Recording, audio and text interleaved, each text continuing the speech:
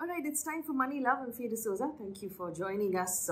We took a break for New Year's, but we're back now, focusing on what we can do really to do a better job with our money. This is an offering we're putting out there to help you sort of understand the various types of investments better, to be able to manage your money better.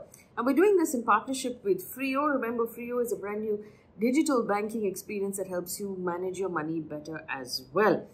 Now, today we're looking at how important it is to manage your money on a daily basis. So to do your daily budgeting, especially for younger people. And I think that this is particularly a challenge. I tell you why. Because we use so little cash these days, right? And the Gen Z generation, there's the dog. The Gen Z generation particularly doesn't use cash at all. You pay all of these things on apps on your phone. And a lot of times it becomes difficult to track how much money is going out of your pocket on small things during the day. And by the end of the day or by the end of the month, you'll realize that you're out of money. How can we do a better job of managing your money on a daily basis? That's what we're looking at this week. So the first thing I'd like you to look at are apps, obviously, because you're so native to apps. Consider various apps that can track your spending, because you might have some spending going on a credit card, you might have some spending going on your Google Pay or a different kind of app that you're making your payments on. Some things are going directly out of your bank account. So use an app that will tell you where all of your money is going so that you can keep track of it. And the idea behind this is to be able to categorize where the money is going. So you know how much money you're spending per month or per week on, say, ordering out. You know how much money you're spending on online shopping.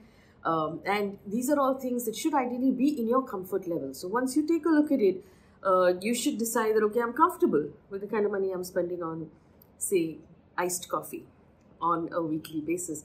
I'm okay with it. Or you decide that you're not okay with it, and then you put yourself in a limit and say, listen, I'm only going to spend this much money per week on coffee or whatever it is that you're ordering out on a daily basis or a weekly basis. Now, on our very first video, we talked about the 50-30-20 rule of budgeting for the month. You can take a look at that video. It's very useful, and it's a good thumb sort of yardstick to start with and to start budgeting your money. It leaves you with a certain amount of savings at the end of the month, which is great. So that's something that you can do as well. Take a look at that video. It was our very first video, in fact. What I would suggest is first you get an app, you're tracking your expenses. You decide what is the comfort level of those expenses, and then you set limits on what you will spend eating out or ordering in. There's no eating out. Given COVID, you should ideally be staying in.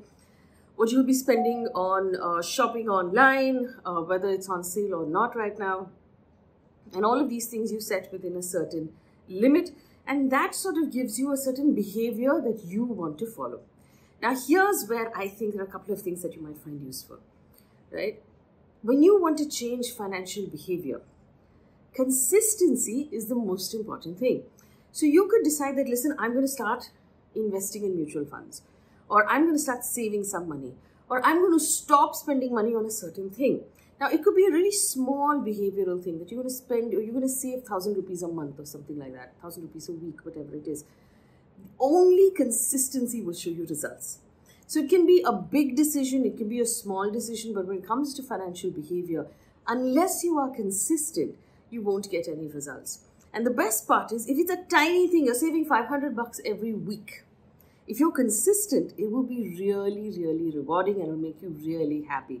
So discipline and consistency is the most important thing. So that's one thing I want you to just keep top of mind. Whatever you decide to do to change behavior, or to save money, or to set aside money, or to do better with your money, discipline, which means you continue to do it as long as possible. Set aside money for emergencies. I cannot stress on this enough. If the last 2 years and this year is teaching us anything, is that we have no idea what's coming around the corner. So we have to set aside money for emergencies, as opposed to sort of scrambling when something happens to us.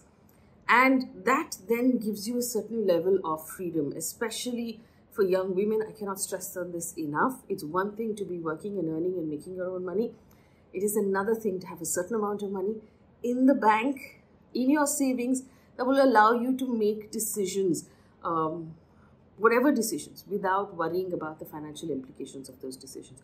You can walk away from relationships, you can walk away from jobs, you can walk away from bad situations if you have control over your finances. So discipline, consistency, and preparation, in my mind, are the most important things when it comes to planning your money, managing your money. You keep these things in mind and you will find yourself in a much, much better place. And finally, of course, prioritize your debt. Whatever your loans are, whether it's a personal loan or a credit card loan, or you've taken a small loan from an app, remember to pay it on time, because it builds into your credit history, which will come in handy later in life. So if you're young right now, pay close attention to your loans and make sure that you're paying everything up on time. So that's a quick guide on how to manage your budgeting at this point on a daily basis. If you have questions, drop them in the comment section and we'll try and bring you more and more answers to your questions. In the meantime, another shout out to our partners, Frio, for giving us the support to be able to do this show on a regular basis. Thank you so much for watching. Remember, if you love your money, it will love you back.